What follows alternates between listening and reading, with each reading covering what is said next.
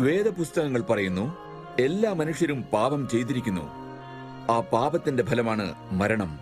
പാപികൾക്ക് ദൈവത്തോടൊപ്പം ജീവിക്കാനാകില്ല.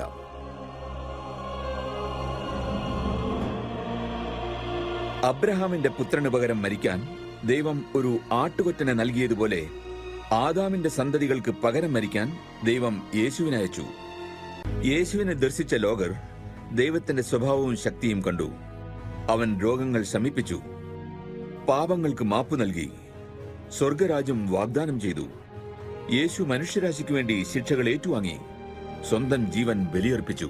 പിന്നീട് അദ്ദേഹം ഉയർത്തെഴുന്നേറ്റു. തന്റെ കഴിവുകൾ മരണത്തിന്റെ ശക്തിയേക്കാളും ഉപരിയാണെന്ന് തെളിയിച്ചു. ഉയർത്തെഴുന്നേറ്റ യേശു തന്റെ ശിഷ്യന്മാരോട് പറഞ്ഞു, എന്റെ പേരിൽ ആളുകൾ എല്ലാ ജനതയോടും ഉദ്ഘോഷിക്കും. പശ്ചാത്തപിച്ച് അവന്റെ നേരെ തിരിയുന്ന എല്ലാവരോടും ദൈവം ക്ഷമിക്കുമെന്ന്. തന്റെ അനുയായികൾക്ക് സത്യത്തിന്റെ വഴി കാണിച്ചു കൊടുക്കുവാനും അവർക്ക് ദൈവമാർഗം പിന്തുടരാൻ ശക്തി നൽകാനും പരിശുദ്ധാത്മാവിനെ അവരൊന്നിച്ച് അയക്കുന്നുണ്ട് എന്നും യേശു പറഞ്ഞു.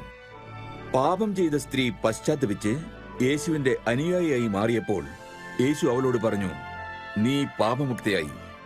എന്നിലുള്ള നിന്റെ വിശ്വാസം നിന്നെ രക്ഷിച്ചു. യേശു പറഞ്ഞു, ദൈവത്തെ ശരിക്കും സ്നേഹിക്കുന്നവർക്ക് ദൈവം മാപ്പ് നൽകുന്നു എന്നതിന്റെ തെളിവാണിത്.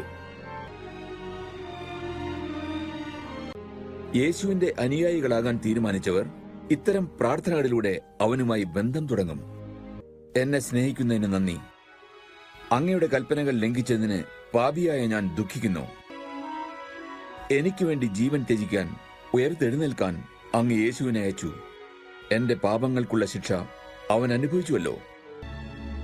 യേശുവിനെ ഞാൻ എന്റെ രക്ഷകനും കർത്താവുമായി സ്വീകരിക്കുന്നു. കർത്താവേ, എന്റെ പാപങ്ങൾ പൊറുത്തതിന് നന്ദി.